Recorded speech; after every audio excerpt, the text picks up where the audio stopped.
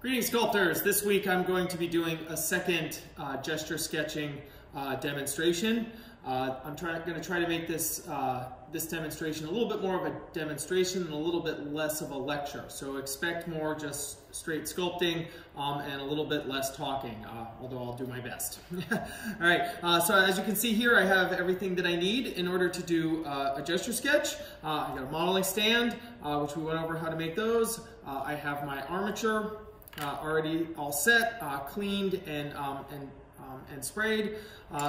Couple of simple clay tools, nothing fancy. A couple of wooden tools. I probably don't even need this many. I probably only need one.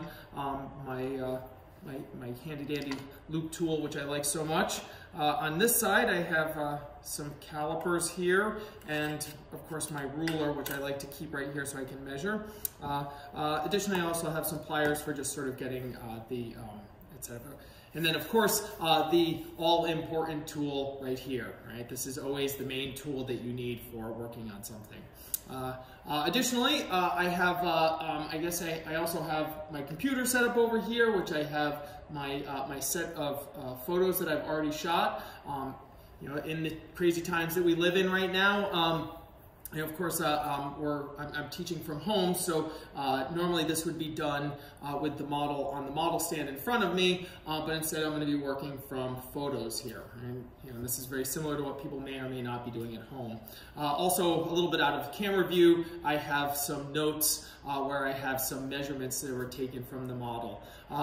In a gesture sketch, I'm not going to be super heavy on the measuring. It's important to get the overall forms right. In truth, I could probably do most of them just from eye, but I will take some simple measurements in order to just sort of lock in the primary forms right away. All right. So I think I'm just going to kind of get started here. All right. So starting with my pose, I know that my total head height is going to be about 10.6. Right. So that's my total height. So I know I'm going to want about here. 10.6 is kind of about here, and then a couple of inches more for my for the clay base at the bottom. So I'm going to want to cut my stand here. All right. So wrap this.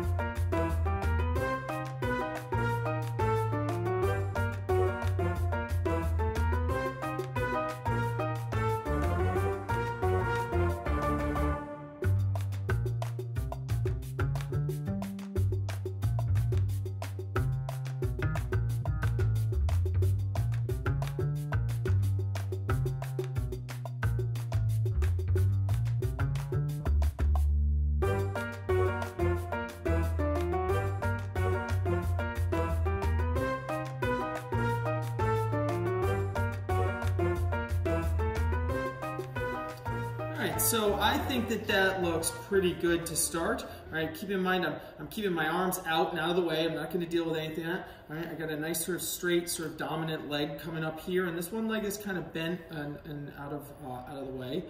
Next thing I'm going to do is I'm going to warm up some clay, and we're going to put some the major forms on. Alright, so got some nice warm clay here, and we're going to get started. All right, so as I mentioned, I'd already taken some measurements off of Will, and I know that my top of my rib cage is going to sit about 9. Now, I've got all these measurements. You're going to hear them. We're talking about something that's 1/6 scale, right? I've already done out all the math and divided everything by 6. But when you're talking about reducing something like that, it's about, all right? So about is good because as much as, and everybody who knows how I sculpt and everything knows that I'm super into the measuring. But when it comes to the gesture sketching, I'm looking and I'm seeing and I'm adapting. I'm slightly stylizing certain forms. I'm also exaggerating certain things here and there. So I don't like to get too hung up on the math, right? So I'm going to start at about 9 plus 2 is around 11. So right about here is going to be the top of my rib cage. All right, so I'm going to put that rib cage form on. Go back to my primary image here. And those of you who have the photo set here, you can, of course, sort of follow along with that photo set. All right, and it's about 2.4. So that's going to come to kind of about here. So right on the bottom. Sorry. All right, so I'm starting out by just getting the height of my rib cage.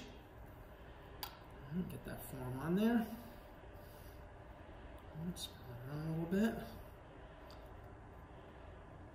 And as I was mentioning, I can kind of sculpt a rib cage. You know, I talk about this in my drawing classes as well all the time.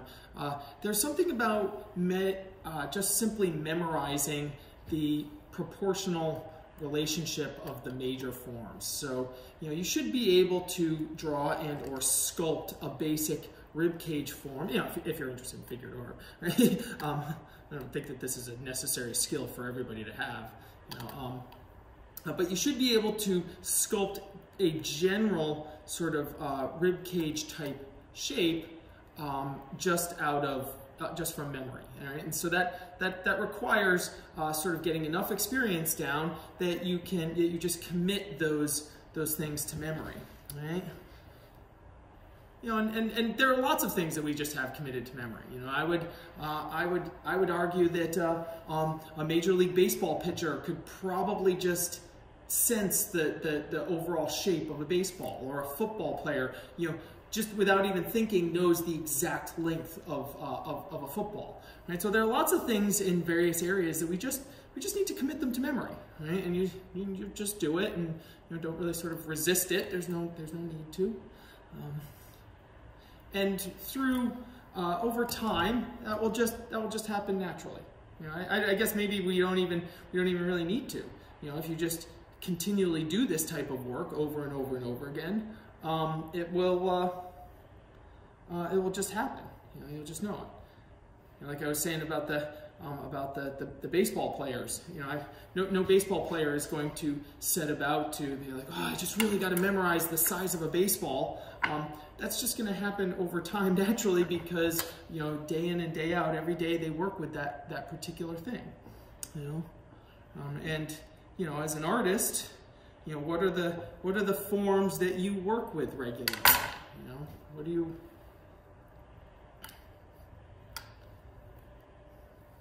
So you can see this rib cage that I've started making here, and it's just a little bit too small. So I'm making it a little bigger now.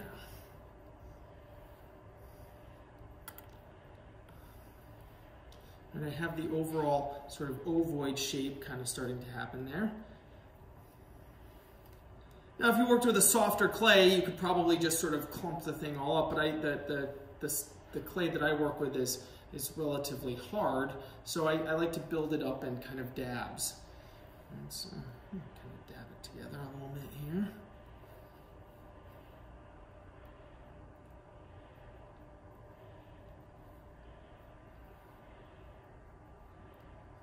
Making choices about, as I widen it out, right?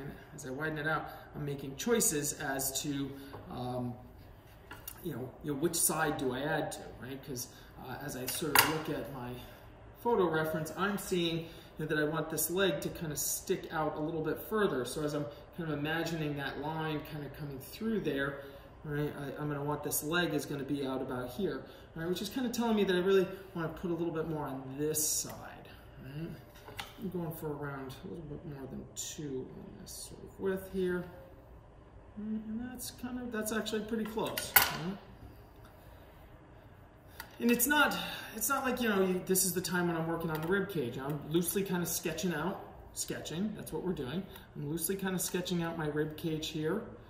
Right? And now I'm gonna switch over and put on my pelvic form, right? And I'll come back and I'll refine this a little bit more when, you know, when I can get those sort of angles a little bit better.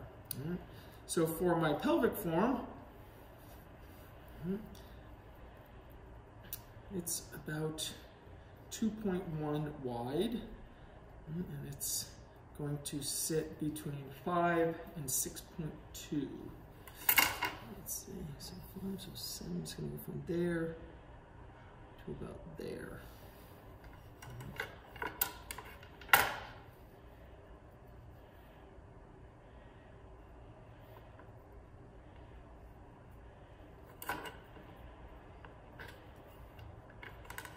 Sometimes use my ruler as a knife. I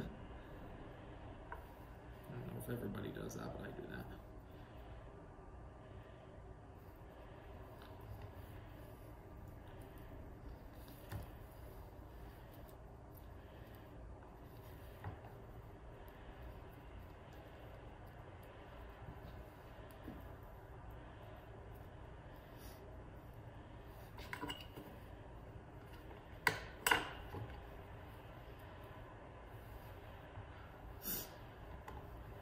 So, let's see.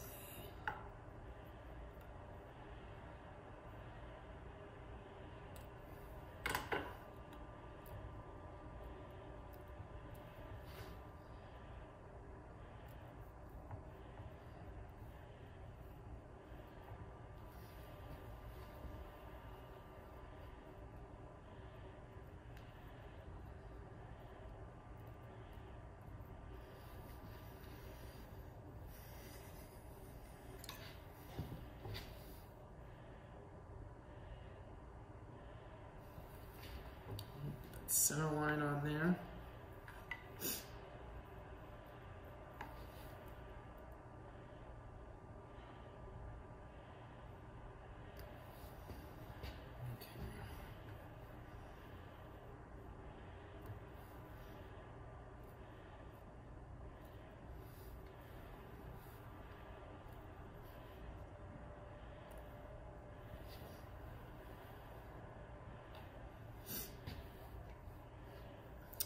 Another important tool. A little too much on here.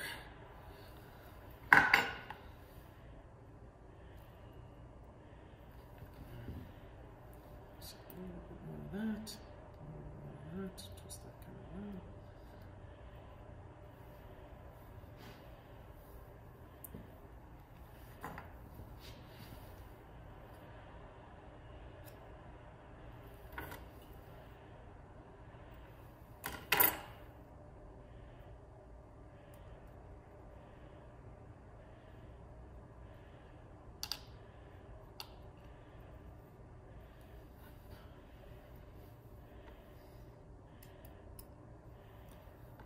You see that? When I want this is going to drop just a little bit. Right? So I want to get that kind of that shape going correctly.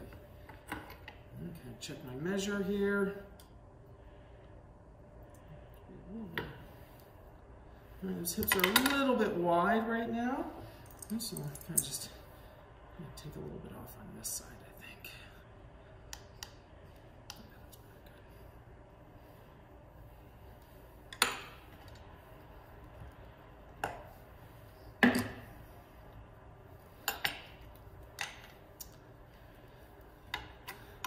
So you can see tools that I'm not actively using. Tools that I'm not actively using, I like to kind of keep them away. I don't like a lot of stuff on my model stand. When I'm working with people in the classroom, I'm always advocating for keeping your model stand clean, keeping all the stuff off there, because it's about your sculpture. Right? You don't need to have all your stuff all around you all the time when you're doing this.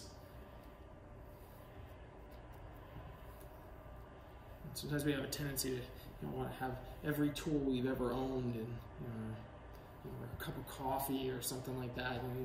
Your coffee can your coffee can wait. Head up.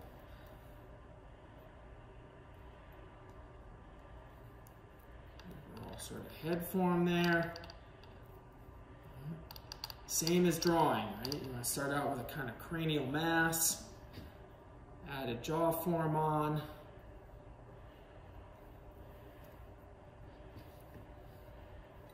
Try to get that overall width right. The head's going to be about 1 inch wide. I like to keep my head kind of thin initially, right? I like to, when I'm sculpting like this, right? Not when I'm doing a portrait.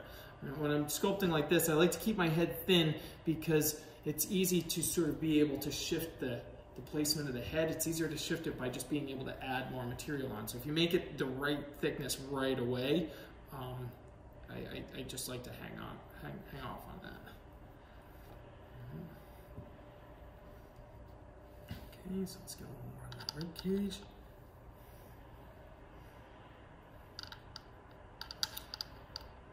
You can see it's kind of lumpy and everything. I'm not getting into smoothing my rib cage out. Right? What I'm concentrating on right now is trying to get the form correct. Right? So getting that shape right, and of course for me in a gesture sketch, right, trying to get the major forms going in the right directions. Right? So.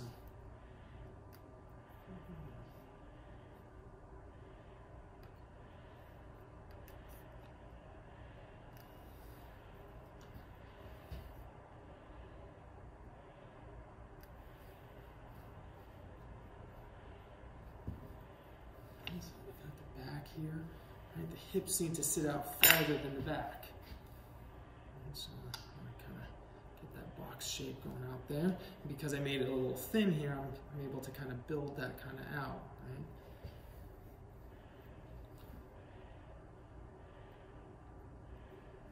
That's an angle that I can measure. Right, you can notice, I know it's hard to see because you're just watching a demo and whatnot, but I'm looking at the model. I'm doing the same type of angle measurement that I would be doing if I was working from life. Right? In a drawing class, you might be holding up like a knitting needle or something like that. In this instance, you know, you have all these tools at your disposal, and so I frequently use, you know, kind of sort of whatever is available. I actually use this, my calipers, as an angle measurement all the time. They work really well. I do not use the ruler. Right? Do not use the ruler. And the reason for that is I sort of, you know, like all artists, I have my own sort of like little sort of things and whatnot that I do. One of my things is that when it comes to like measuring angles and stuff, I don't like to see the numbers on the, I do enough like sort of like literal measurements and whatnot. So I like to try to avoid sort of using that. And so I just, as a rule, don't use the ruler for that kind of measurement.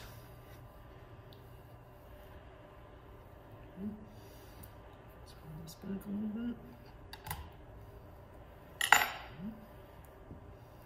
I'm going to leave these guys at this point here. Right, I'm feeling kind of good about sort of the overall gesture of this pose at this point, right? So I got the hips going back the right way, and they're the right size. I got the rib cage, the general form of it, and it is the right approximate measurements, right? And I've got that little bit of twist with that little bit of head turn, right? So his whole pose is kind of looking something like this, right? From the things I'm looking at, and you know, if you're looking at the photo set that goes along with this, I can tell you that in this I'm already noticing that I feel like he's a little too far on like pushing it out of balance, and so I think in my gesture I'm going to rock him back a little bit. I'm going to rock him back a little bit, and I'm going to exaggerate this curvature here.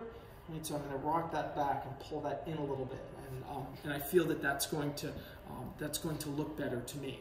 Right? So the things that you're going to exaggerate, you don't just, you know, at the end be like, oh, okay, now that I'm done sculpting it exactly as it is, now I'm going to go through and make these subtle exaggerations. Right? How do you make those, you know, those little exaggerations and stylizations? They come from observing. Right? You're observing something, and it's not like you're picking apart the pose and saying, oh, I don't like this. It's that you're looking at it and you're saying, oh, okay, that's within the natural limits of what a human being can do. I'm gonna push that a little bit further, right? I want to make that look a little bit more, right? So that's the way I see this stylization. It's kind of about kind of pushing it a little bit farther, right? Kind of, and you know, that's something that goes along with you know, well, let me put this another way, I guess. You know, sculpture, as I probably said in other videos, I don't know, sculpture is inherently static, right? You have to breathe additional life into it, right, to make it not look just cold and not dead, but you know, just cold. Right? So we, you know, it's you know, as I talk about frequently, I talk about inhalation and exhalation. Right? When someone goes to take your photograph, they don't. And when someone goes to pulls out a camera, goes, nobody exhales, right? Nobody exhales. Somebody's like, oh, you're gonna take my picture? Oh, okay. Right? When someone goes to take a picture, we inhale, like we're expanding ourselves, we're making ourselves more. When you're working with a model, the model's constantly inhaling and exhaling. I always kind of look for the inhalation. The inhalation is when, to me, the body is most alive. I mean, I suppose it would depend on what we were doing. But you know, a lot of the types of poses that I'm working on and the things that I'm interested in are sort of maximizing you know, the pose or the figure or whatever sort of going on there. And so right now I have about 1.25 inches of base. I planned this out like I was going to do 2, and as I've mentioned before, I have a tendency to make the leg a smidgy bit long. Right? That's just that's one of my stylizations. Right? I'm not saying that there's anything wrong with the length of Will's leg as is. Right? Totally fine. But I like to make those things. Make things just a little bit longer in that sense, and I think that it adds some amount of grace, if you will, to a pose.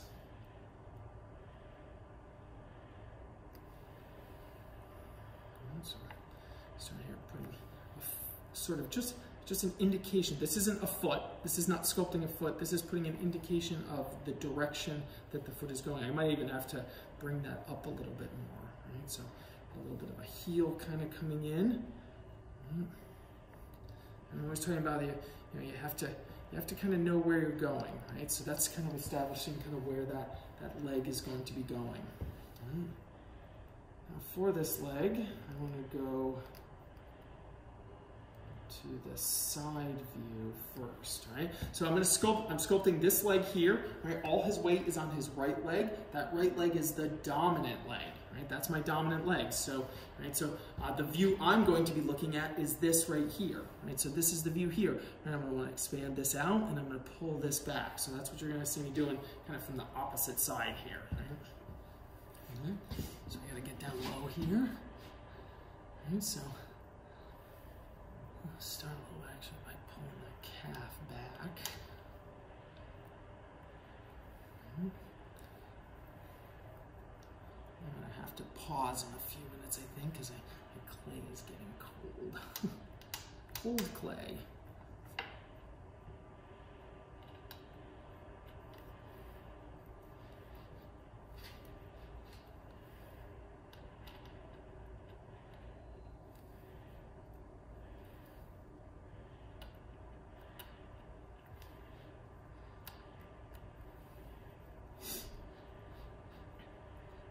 So these longer, I guess the muscles we'd call the quadriceps, right? There's this longer rectus femoris and the vastus lateralis and vastus medialis. Right? Those larger muscles in the front, right? They're much bigger than the hamstrings up here in the back. Right? So the widest part of your leg sits about here, right? So now as I've sort of kind of done that, I'm going to pull that out, I'm going to push my kneecap back a little bit, and so it's coming back on this angle, going back, right? And now I'm going to start to pick up the rhythm of the calf on this back side here.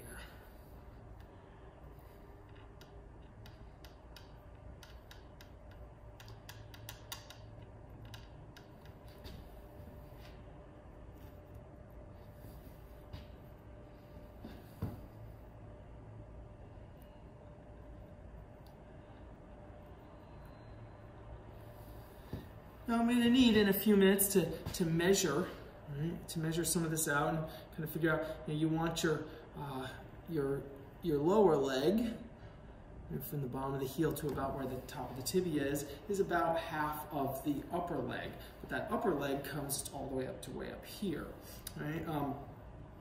But again, I have a tendency to want to, when I exaggerate the leg, it's the lower portion of the leg that I prefer to add the extra length to.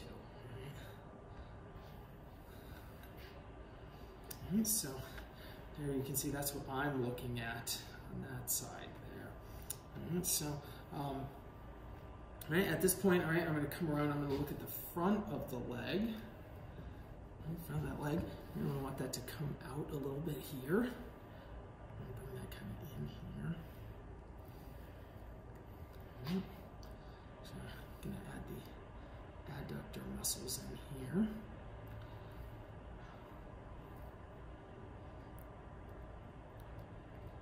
The adductor muscles are all the muscles on the inside that pull the leg in, right? They add it, they bring it back in.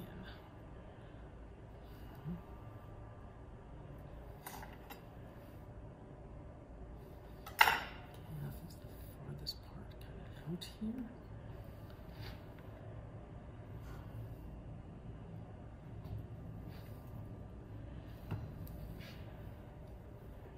All right, I'm gonna leave that there for a second. I'm gonna leave that at that for a second. My clay has gotten too cold, and I need to warm it up a little bit. I'm gonna come back up, and I'm gonna start on the belly. Again, fresh, warm clay here. And so now I'm gonna go back, and I'm going to add some of this belly form on here. And I think I just feel like I need this now.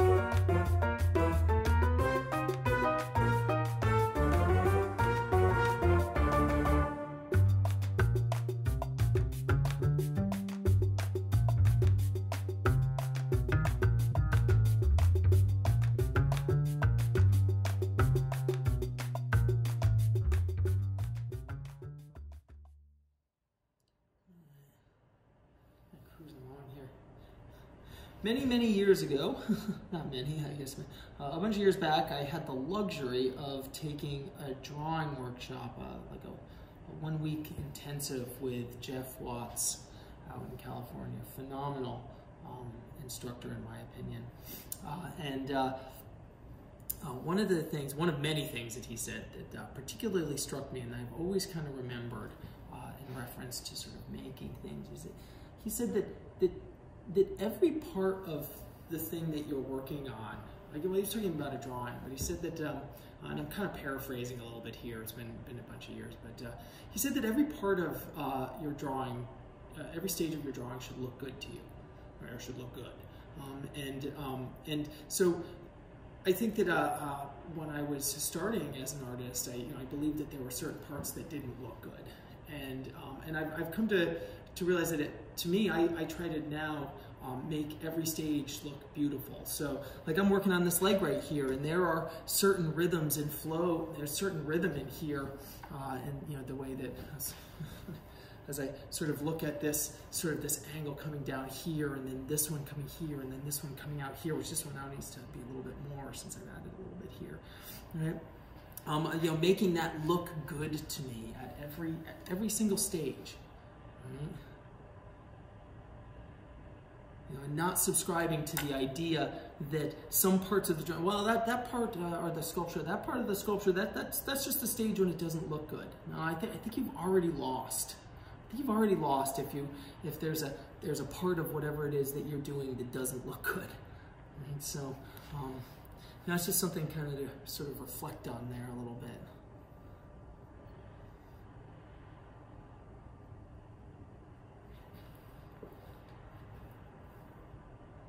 And so as I'm putting on clay in the different sort of ways, what I'm actually doing is, especially as I kind of get a little bit further along, right, I'm actually putting the clay on in the direction that those muscle groups go. Right? So right now I'm kind of on the inside of the leg. So for me, I'm putting on the, this would be the vastus medialis, and the vastus medialis along with the longus sartorius come down off of the aces point up here where I'm sort of taking some clay off here. Right? They come down, come around and attach in here and form a huge part of the, form the main, what I consider to be the main sort of rhythm of the leg, kind of coming along there. Right? And so you can see that kind of sort of starting to kind of build out there. Right? Like this sort of, right? So I like the way that leg's looking. Right? I don't actually want to go too much farther, right, on that leg right now. Right? I want to find some satisfaction in the parts that I've done. Bring this in, get a little bit of a teardrop shape going there. Right? Because I want to start getting the second leg going. Right? So the second leg is going to be a little bit more. Not difficult, but there's a little bit of a challenge in getting the armature right because we want the we want to show that lift. So I don't want to have that armature just come shooting down there, right? So I'm going to kind of bring this out. And one of the things you can do, if you notice when I was building the legs here, right, I put on these ankle bones here, right? Right? So for me, a great measurement, right, a great measurement to take, right, would be the, right, you can see there from there to there, right, it's pretty similar to there. So that looks good, right? And then what I'm going to do here is I'm going to measure from about where my greater trochanter is, right? And again, it's sort of loose at, right now, where my greater trochanter is, to the outside ankle bone, okay? Right, to that outside ankle bone. And that's going to give me the leg length minus my foot. Right? So now here, right, I got to come over, I got that measurement there. Right, remember this hip dropped down a little bit. So instead of, I'm not going to go straight across from greater trochanter to greater trochanter. I'm going here. I'll actually mark my other aces here, like that. Right? And that means I'm measuring from this divot should actually be right there. And I'll actually make a little sort of thing here so you can kind of see that. Right. Go back and check that again. Because what's more important than anything, right now granted this one has a little bit of a bend, but so I'm just trying to get the general placement. Right, that ankle is going to sit right about there. Right, I'm going to take some clay and I'm going to mark my ankle. Okay, I'm going to check that again. It's got a little bit of bend, it's actually a little bit high. I'm going to bring that up a little bit and we'll call this bump right there where my ankle is going to be. Now granted, I can elongate my leg by adding more clay out here and exaggerating that bend, and I can move some things around. Right? But now I know that about where that ankle is, right? Just under that is where I want my foot to bend. Just under that. Right? So that becomes my foot right there. This is all now extra. I don't need all of that. I try to be very careful with my little bits of cutoffs that I have because I frequently have models walking around in my studio, and so I don't like having little bits of metal all over the place because a lot of times the models don't have shoes, right? So I kind of try to take care in that way. So that becomes where that's going to be. Right? And then this stuff here, we're just going to allow that to be sort of embedded in our clay. And so if you've watched that previous video I made, remember, I don't want my two pieces here. I don't want my two pieces here to connect. Right, so I'm going to start by getting a little bit of clay on this. Now notice this sort of sits high, so I'm going to put this kind of like up here like this. I want that to kind of sort of squish in there.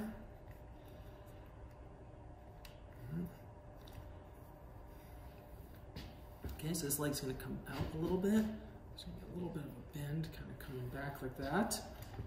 And looking at this one here, I should be seeing, get the high ones on. Actually, for this, I might switch over to my low photos, right? For my low photos, right? And actually, from the way he was standing, right, the two heels were kind of aligned together, right? So I'm going to use that to kind of drop that back a little bit. I'm going to put that one kind of something like this, right? And again, I can choose to exaggerate things as I wish, right? So I'm going to actually, because I think that I'm going to kick his leg back a little bit further, right? Again, my choice. And I don't have to copy that just because that's exactly where his foot was. I can choose to, and you can see I can move this back and forth in terms of alignment here. And so right now I'm just going to kind of try to lock it there. I'm probably going to have to go in a few minutes and grab a little bit more clay. Move it up.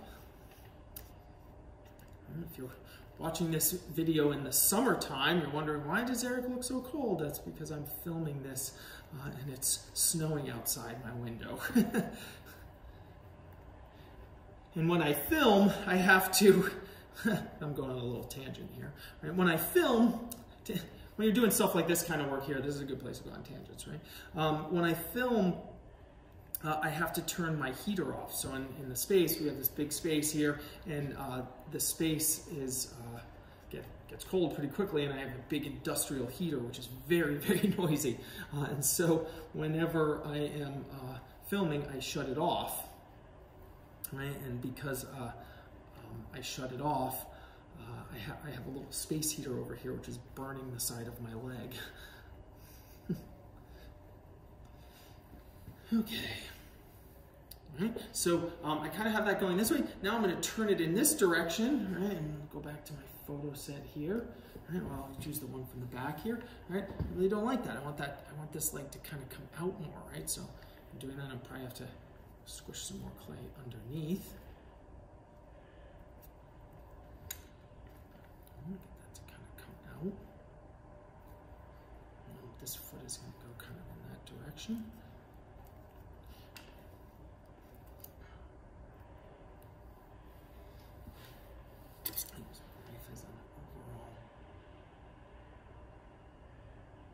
Actually, I got to be careful because this photograph I must have taken on a little bit of an angle. Right, so right, I will be able to kind of build that up. Right, so you can see having that space here and not locking these two legs gives me enormous flexibility in terms of where I want to eventually choose to place this foot. And then when it's time to lock them in, when it's time to lock them together, I'll join those two things. Right, go a little too high on this side. Right.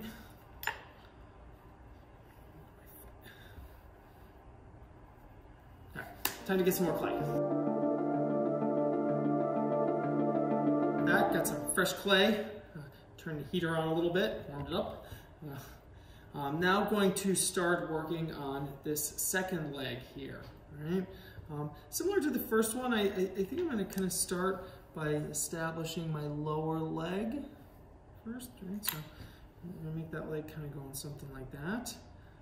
Get a little sense of that. Actually, I might even sort of go and try to get a little bit of direction on, on my foot first, all right? So I already have that foot facing in this direction, so I'm going to put this foot kind of splay out a little bit, if that makes sense. That's right. And all I'm really kind of doing is just sort of kind of getting the general sort of sense of where it's going. This is no details or anything. It's just trying to give it some direction so I can see it. Because again, right? This is gesture sketching, right? So the overall thing I'm trying to do is trying to get the overall sort of gesture of the figure, right? Try to kind of capture that. Right? So give me a little bit more kind of heel here. And that kind of down. I'm just going to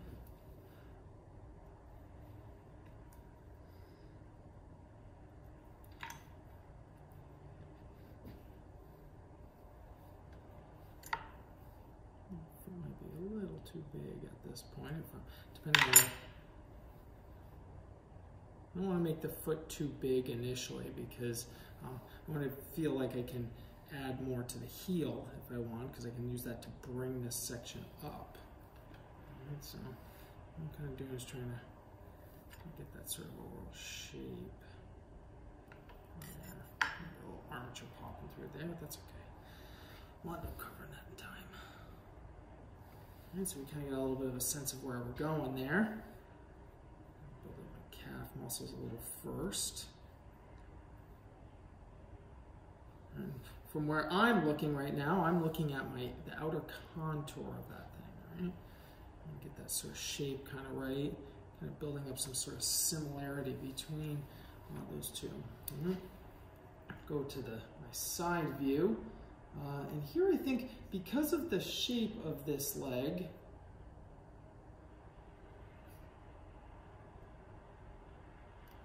I'm going to use my side view from my high version, because that leg is kind of coming up a little bit.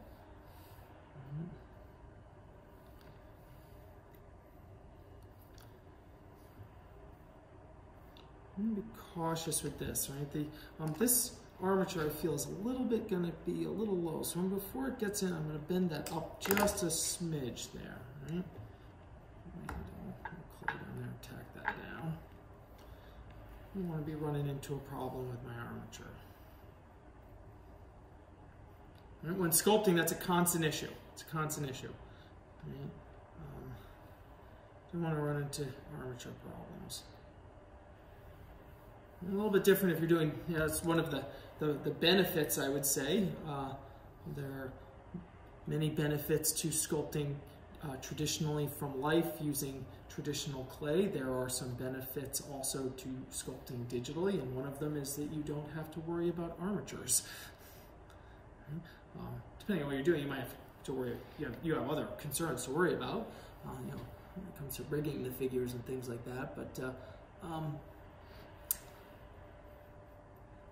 I'm always interested as an artist. I'm interested in the pros and cons of all kinds of different things. Right? So there's a pro and a con for every material choice that an artist makes. Right? Whether it's oil clay or it's wet clay, what I call wet clay or traditional clay. There's a pro and a con to using both. Right? There's a pro and a con to sculpting traditionally versus digitally. There's a pro and a con to sculpting versus drawing, or sculpting versus painting. Right? It's not just, it's not like if there's one thing that was absolutely perfect and did everything, then I guess that would be it. That would be the only thing we would do. And be like, oh, we found the perfect material. There's no perfect material.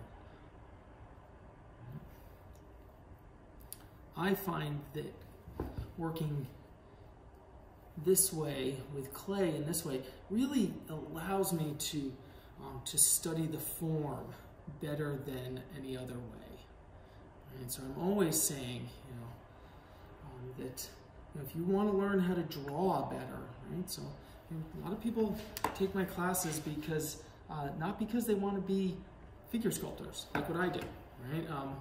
Some do, some want to do that, but those aren't the only people that can benefit from this type of study. I say that if you want to draw better, sculpt. If you want to sculpt better, I guess I make a little bit of an assumption, but you should be drawing. And I don't think it's really possible to sculpt in this way without having a sort of certain knowledge of drawing. Of course, drawing is the backbone to everything, but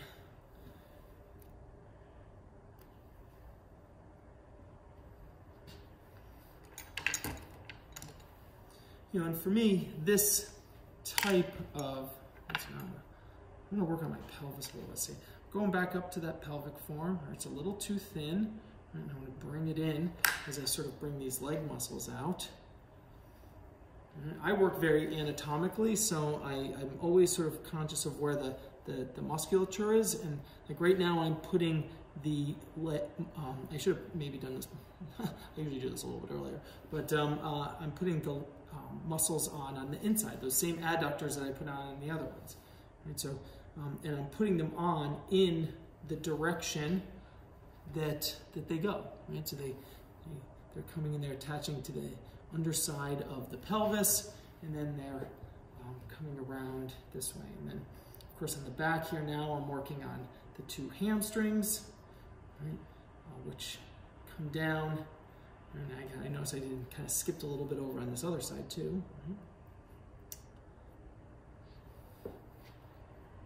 So on the inside, you have the semitendinous and semimembranous, which come around at the front and actually attach to the front of the tibia, and they form this thing we call the goose foot over here.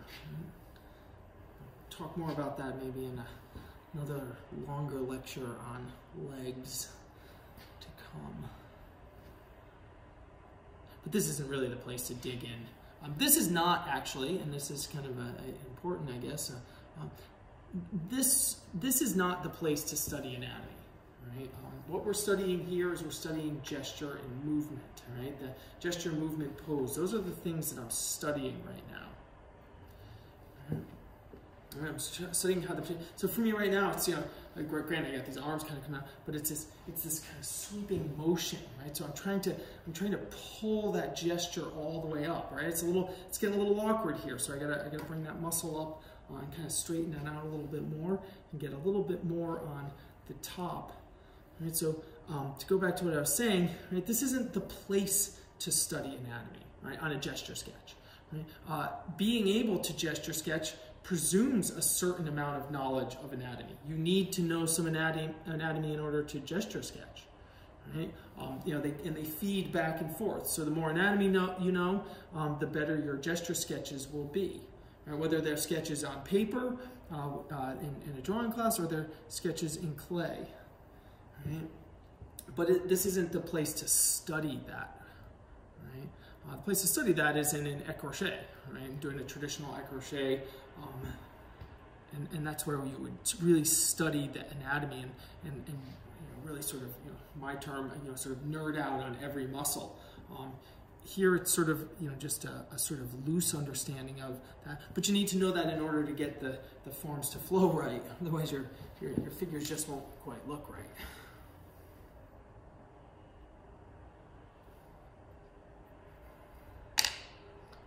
Sort of lacking a kneecap here. Got that one kneecap to, your kneecap has a relationship with your foot, right? So as you sort of turn your foot out, right, your kneecap kind of follows that, right? So they want to get those two things to work together. Right? It's not exact. It's not like you can't sort of bend your foot out a little bit more, but as a general rule, as your leg goes in this sort of direction, your kneecap and your foot will follow.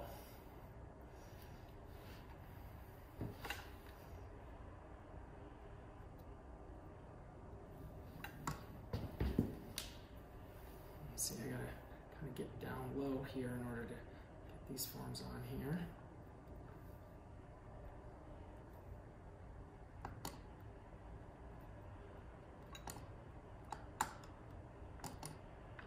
You can see I'm kind of working on the two of them together now, right? So they're kind of going hand in hand.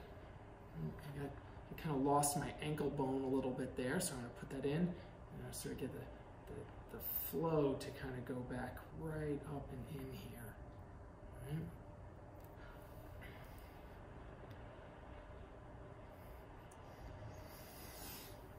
Your ankle bone is larger and higher and farther forward on the inside. Right? So we got that sort of that one bone there. I have to think about that to say that, so don't worry if you can't remember that. I can't remember that. Sometimes I have to actually touch my ankle bone and be like, oh, yeah, okay, I see it. Boom, boom, boom. All right.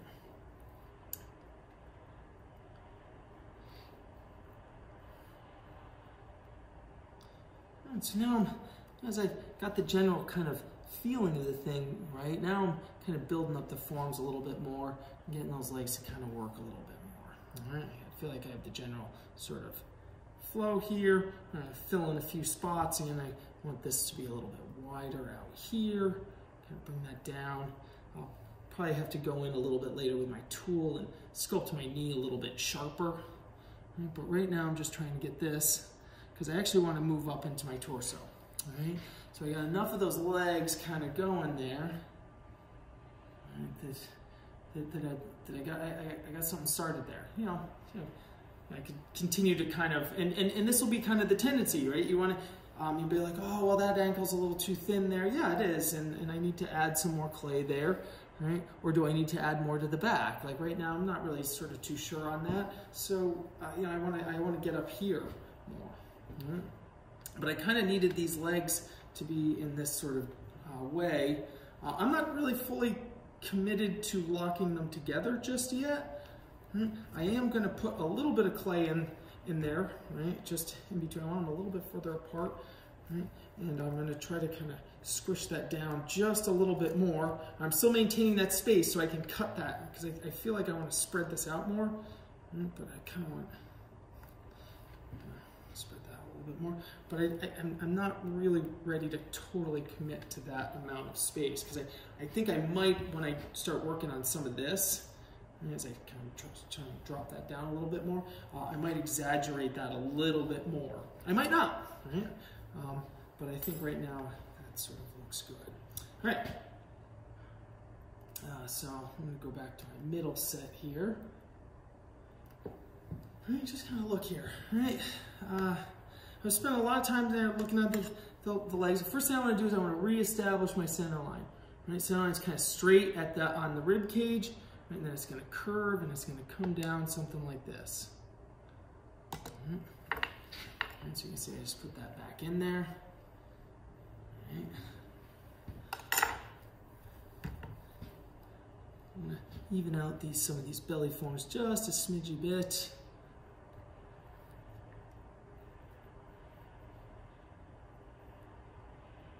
And as I'm working on this, I'm going to reshape a little bit the front of my my pelvic form here, as I sort of add in some more of the musculature. But I don't want to go too crazy on that right now, because I want to build up. Right? Your figure doesn't look right when it's like this, right? In order to start to really kind of look right, we're going to need to add the scapula, right? So for me now, I know it's a little bit in reverse for you guys, but for me now, I'm going to move up and I'm going to put my scapula on. So for me, when I do the scapula, I kind of make a little kind of shape like this, and I'm just going to sort of place it on. Now I got one arm that's going to be coming up like this. One arm that's going to be coming up, and the other one's going to be kind of going out like that. Right? So that means that scapula is kind of kicking out a bit like this. Right? And I got a little bit of a sort of bump of it that's sort of coming out on the edge there.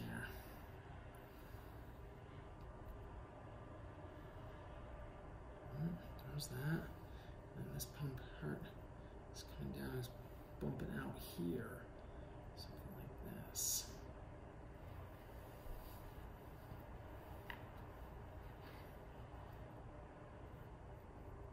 Let me actually, let me kind of sculpt over here for you a little bit. Let's see over here.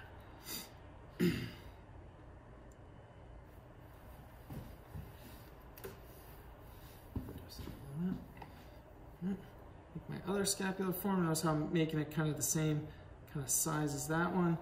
Right? And then that one's going to go, put this on to be a little bit more, and then that's going to come down something like that. It's going to drop lower.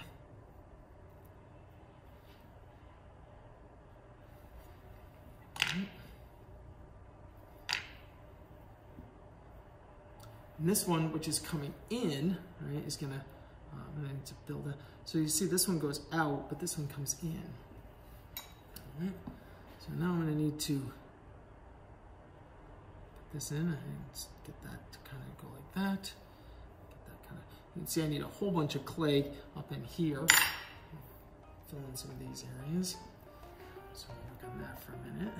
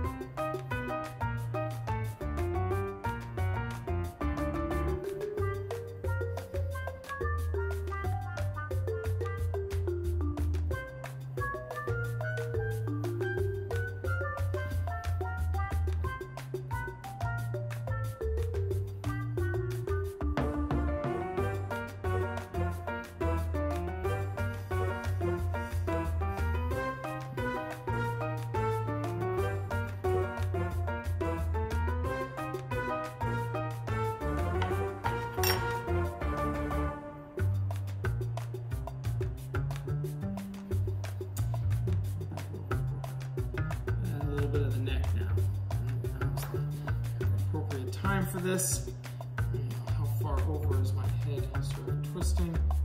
So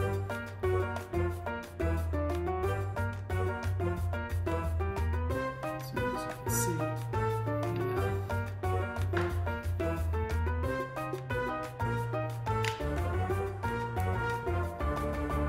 chin is now kind of in the wrong spot.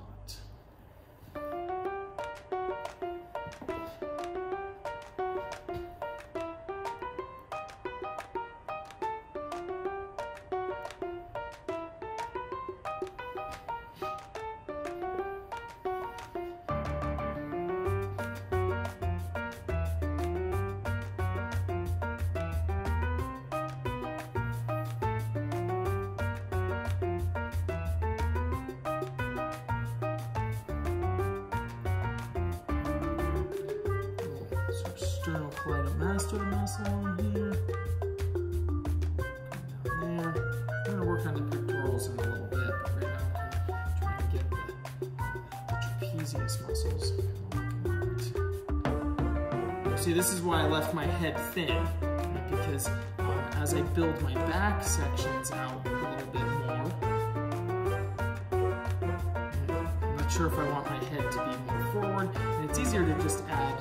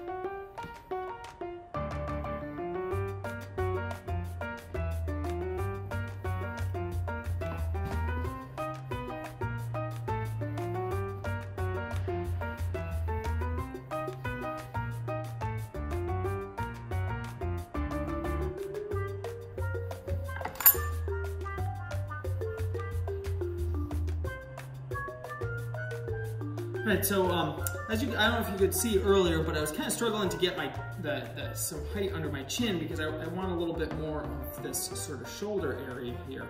So what I just did, and this is sort of working from the center up. All right, I want to elongate my figure a little bit this way, so I'm adding some clay to the top. Right, and I made my chin. I cut a little bit off just now on my chin, and I'm moving some of it up to make the torso a little bit longer. And so I have a little bit more room to add some of these other features that I want to start to work on. All right.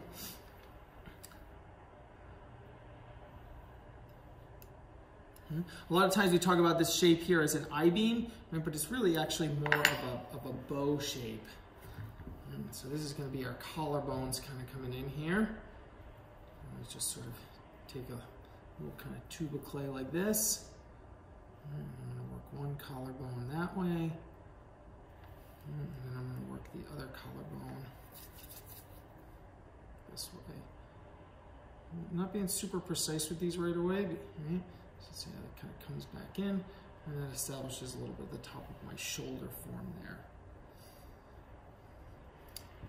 Right. I did not take a measurement of Will's overall shoulders. I forgot to take that measurement when he was here, but I can kind of take a kind of guess with myself, right? He's a little bit shorter than me, so most of his, but his shoulders are broad, kind of similar to what mine might be. So we're gonna get 17 and a half, almost 18 inches. So divide by 6, that would be a little under 3. A little under 3, so that's what I'm going to want going across. All right, and that looks actually right. So that would be from acronium to acronium. Right? And it will be important, that's the little flat on here. And it's going to be important to me, so I'm going to put that little flat. And that little flat is the spot where your collarbone comes around like this, and the little flat is actually the farthest edge of your scapula, but the collarbone sits kind of just on top of it. So you kind of sculpt the two of those together, right, and you get that kind of little flat shape right there. And then what I really want to do is I want to make sure that those two forms are about the same distance. Right? And I'm going to use that to establish where my pit of my neck is. All right, so I'm going to put a little sort of pit of the neck in, and then of course that's where your neck muscles are going to attach to. All right, so got the sternocleidomastoid here coming down. Right, then you get the collarbone going in that direction, and then this one going in this direction. All right.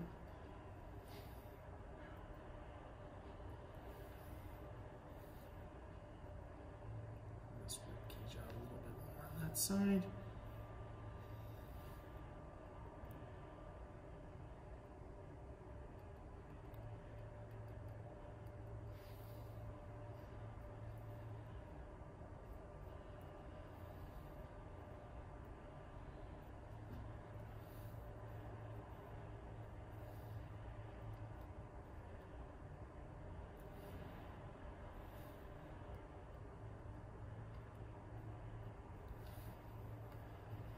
Note when every time I go over and work on the abdominals a little bit, I gotta put my center line back in. And each time it gets a little bit neater looking. All right. Okay, so let's move on and look at the pectoral muscles.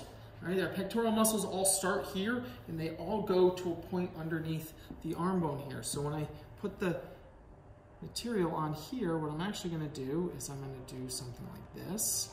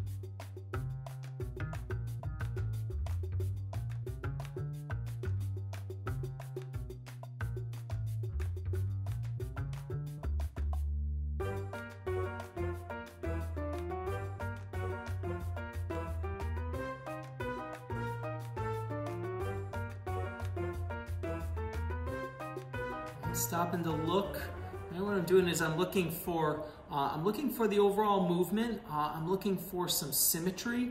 Right, so seeing like, you know, one leg is a little bit wider than the other one. You just have to see that. That's sculpting, right? You start adding to one leg, right? The other leg is gonna appear smaller. Right? So you gotta kind of, you know, work that stuff back and forth. Right? Now, if I was working from a live model right now, I can tell you right here. So it's kind of a little hard to see what's going on back there because his arms are in the way in the photographs. If I was working with him right now, I would ask him to open his arms up, right? And I would look at that as I sort of sculpted it. Right? As is, I'm going to have to kind of just go a little bit from sort of my previous sort of knowledge and understanding of what what he looks like. So what I'm looking at right now is that my pelvis in the back has become unsymmetrical. So basically I have more glute on the right side and not as much on the left. Right? So I'm going to kind of move the division of the legs over a little bit and kind of try to even that out a little bit. Because of the different posture of the two different legs, they are a little bit different. There's no doubt about that. But they should appear to be the same amount of material, the same amount of muscle that's on there.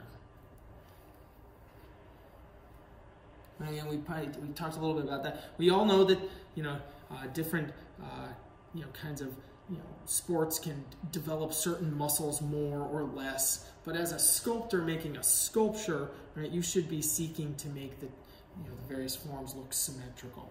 You get a model in that's a skateboarder or something. Maybe one of their legs is more developed than the other leg, but we're not gonna sculpt that in there.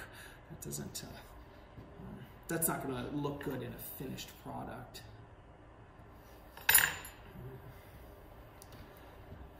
I always I keep putting a center line. I talk about the center line on the torso, but there's also a center line that goes through the leg as well. So without getting too much into the leg anatomy, the hamstring split in the back, and there's kind of a line that you can see back there, and it also corresponds to the front of the kneecap and the foot, so that you can get some direction. So if you have two legs that are splaying out like this, the center line on each leg is going to be kind of going like this. So that's kind of what I'm doing. I'm kind of building up the hamstring over here a little bit, so it gives that side a little bit more kind of direction there. That way. You can kind of see that there.